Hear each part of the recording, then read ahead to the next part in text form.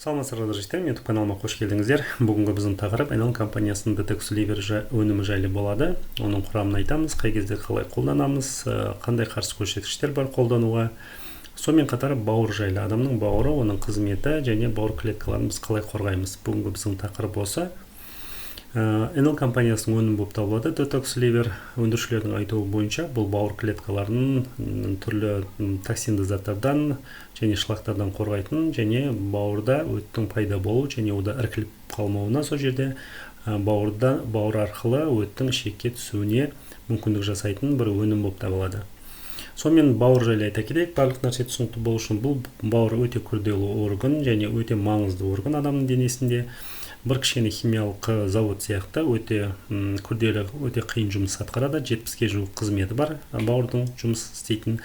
Бірақ негізгі 4 түрлі жұмыс бар. Біріншіден бұл бірінші жұмысы бұл дезинтоксикация деп аталады. Бүкіл біздің ішімізге түскен заттардың бәрі қанға түседі. Сол қан арқылы бауырға барады. Сол бауырда ол барлық заттар залалсыздандырады. Бұл дәрі болуы мүмкін, бұл неше түрлі бактериялар, вирустар болуы мүмкін. Біз ішкен тамақта химиялық заттар болуы мүмкін. Солардың бәрі бауыр арқылы түседі, сол жерде сүзіліп, ол формасын өзгерту арқылы, болмаса түскен токсиндерді ыдырату арқылы адамның денесіне оны залалсыздандырады. Бұл бірінші қызметі.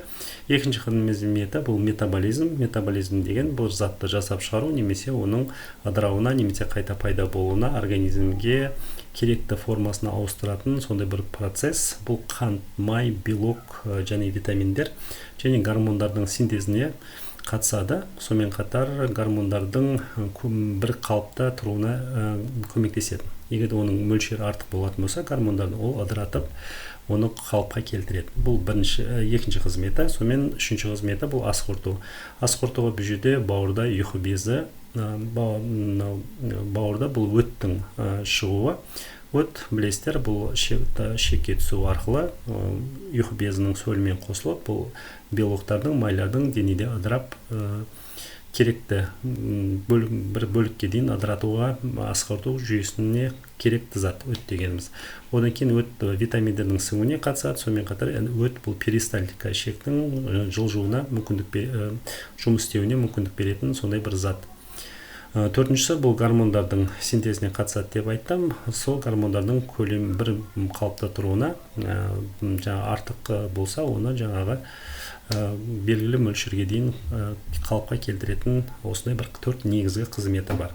Сонымен бауырға кері әсер ететін факторлар жайлы айта кетейік. Бұл түсінікті, бұл бүкіл біздің жаман әдеттеріміз, бұл арақ ішу, наркотикалық заттарды қабылдау, темекі шегу, сонымен бірге көптеген дәрілердің гепатотоксичный дейді, бауырға кері әсер ететін, бауырға улы әсер ететін көптеген бізді дәрілер бар.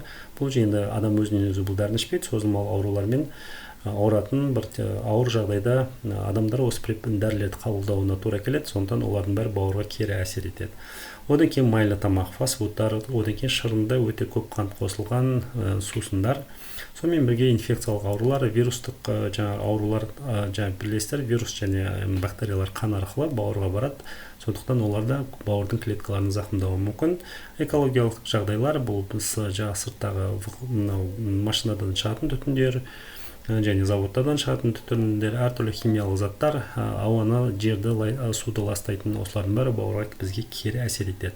Түсінікті, неге? Өйткені ол қанға түседі, қан арқылы бауырға барады, бауыр солардың бәрін залалсыздандыруға оның негізгі қызметі сол.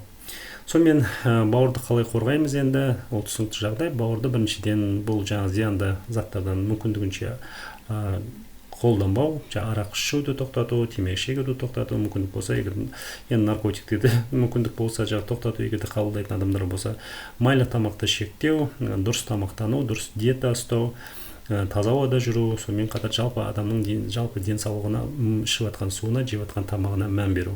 Бұл енді ол түсінікті нәрсе. Сонымен қатар бауырдың жұмысын жақсартатын препараттар қабылдау, соның бірі Enel компаниясының өнімі Detox Liver. Оның құрамына келіп тоқтайық. Бұл құрамында негізі экстракт куркума бар. Экстракт куркумада куркумин деген зат бар.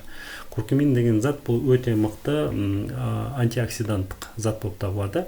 Антиоксиданттық зат дегеніміз бұл білесіздер, свободный радикалы дегендер бар. Олардың бәрі тек қана клетканы зақымдау. Олардың қызметі клетканың жұмысын нашарлату, жалпы одан кейін клеткалар тез қартаюына алып келетін сондай бір заттар. А куркумин бұл сол свободный радикалдарды тоқтатады.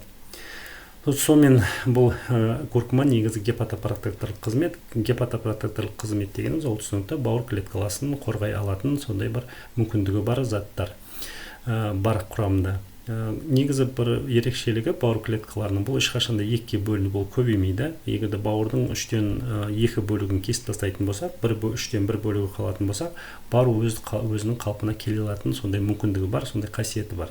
Ол басқа клеткалар сияқты екіге бөлініп көбеймейді, ол тек қана өзінің көлемін, клетка өзінің көлемін ұлғайта алады. Сондай бір ерекше бауыр деген бір сондай клетка бар, бауырда клеткалар бар. Сондықтан егерде бауырдың қатты зақымдалған болса, бір 3-2 бөлігі, егерде адам одан кейін емделіп, одан кейін мысалы арағын қойып, темекісін қойып, дұрыс тамақ ішіп, өзінің денсаулығын күтетін болса, бауыр қайтып өз қызметін қайтадан жандандыра алады, қайтып өз қалпына келе алады. Сондықтан мына куркуманың құрамында алкогольдік зат интоксикация болған кезде, адам арақ көп ішіп қойған кезде соны спиртті ыдырататын сондай бір қасиеті бар. Одан кейін дәрі-дәрмектер, одан кейін мынау неше түрлі химиялық заттарды адам жеген кезде куркума соларды ыдыратып, сол бауырды қорғай алады. Одан кейін куркуманың тағы бір несі бар, қасиеті бұл асқазанда қышқылдылықты төмендетеді, кислотность төмендетеді. Одан кейін адамның майлы тамаққа, тәтті тамаққа тәбетін басады. Бұл көптеген заманауи диетаға қарсы, семіздікке қарсы препараттардың құрамына, өнімдердің құрамына негіз куркума кіреді. Сонымен қатар экстракт имбир бар. Имбир білесіздер, бұл көбінесе тұмауда және салмақ тастауға көп қолданады. Сонымен қатар бұл бауырдың жұмысын жақсартатын қасиеті бар. Бұл негізгі қызмет, негізгі әсері бауырға бұл регенерация дейді. Бауыр клеткалары зақымдалған кезде ол қайта қалпына келу, осы имбир соларға жақсы көмектеседі. Одан кейін қабыну процесін басады. Қабыну процесін басу арқылы жаңағы зақымдалған, токсиндермен зақымдалған клеткаларының тез қалпына келуіне мүмкіндік береді. Одан кейін жалпы иммунитетті көтеру арқылы бауыр клеткаларын вирустардан, инфекциялардан сақтайды. Қан тамырларын бекітіп, сол қанмен бауырда қанмен қамтамасыз етеді. Қанмен қамтамасыз етеді деген ол түсінікті, ол жерде қан жақсы жүреді, одан кейін ол жерге керекті оттегі, керекті ферменттер келеді, сондықтан бауырдың жалпы жұмысын жақсартады. Осындай заттар бар. Мята деген, экстракт мята қосқан, бұл өттің шығуын жақсартады, өттің бөлінуін жақсартады. Дұрысырақ айтқан кезде лимон бар. Лимон бұл қанмен қамтамасыз етеді. Жалпы бұл жерде лимонда витаминдер көп, сондықтан бауырдың жұмысын да витаминдер керек. Ол бір жағдай. Одан кейін жалпы иммунитетті көтеру арқылы тоже инфекциядан, вирустардан сақтайды бауырдың клеткаларын. Одан кейін экстракт тарының сығындысы бар. Тарының бір жақсы қасиеті бұл адамның денесіне токсиндерді шығарады.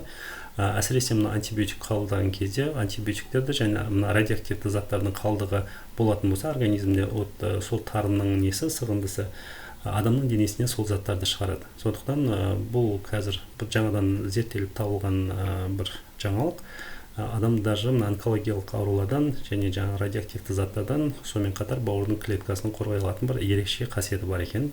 Обычный өзіміздің қолданатын тарының. Осындай жағдай, осындай құрамда осындай заттар бар. Байқағаныңыздай барлықтары бұл біріншіден антиоксиданттық қасиет, екінші гепатопротекторлық қасиет, үшінші жаңа витаминдер арқылы иммунитетті көтеру, сол жерде қан айналымды жақсарту сияқты осындай бауырдың жұмысына оң әсер ететін бауыр клеткаларын сақтайтын өнім бар. Өнімдерден құралған. Түсінікті. Енді бұл кімге қолданылады? Бұл түсінікті жағдай. Егер бауыр ауруымен ауыратын адам болса, гепатитпен ауырып өткен адам болса, болмаса арақты көп ішетін, семіздікпен ауыратын адамдар болатын болса, және темекі шегетін, арақ ішетін, сондай зиянды заттарды көп қабылдайтын адамдар болса, сол бауырдың клеткаларының жұмысын тез қалпына келтіріп, бауырдың жұмысын жақсарту үшін, адамның денесіне сонымен қатар шлактар мен токсиндерді шығару үшін осы өнімді қабылдауға болады. бұл енді түсінікті айтты деп ойлаймын. Өзіңіздеріңізге егер осы жерде айтылғандардың біреуі сізде кездесетін болса, жаңағы бауырдың жұмысы мысалы өт толған болатын болса, жаңағыдай бауырыңыз бұрынғы ауыратын болған болса, болмаса қазір ауырып жүрген болса, осы өнімді қабылдауға болады. 2 капсуладан күніне 2 рет, азанда кешке 10 күндей қабылдайсыздар. Қандай қарсы көрсеткіштер бар? Қарсы көрсеткіштер тек қана мына аллергиялық реакция болатын болса, осы бір компоненттерге, ол бір жағдай. Екіншіден, мынау жүрек емізулі аналар және жүкті әйелдерге болмайды. Сонымен қатар асқазан ішек жол ауруларында егер де язва болатын болса, сонымен қатар мына жүрек қан тамыр жүйесіндегі проблемалар болатын болса, осы жағдайда ішуге болмайды. Так, барлығын айттым деп ойлаймын. Егер де түсінбеген жағдайларыңыз болса, сұраңыздар, мен с удовольствием сіздерге жауап беремін. Подписка жасаңыздар, лайк басыңыздар, егер де комментарий жазыңыздар. Білмеген сұрақтарыңызды кез келген уақытта сұрасаңыздар болады. Тыңдағаныңызға үлкен рахмет. Қош сау болыңыздар.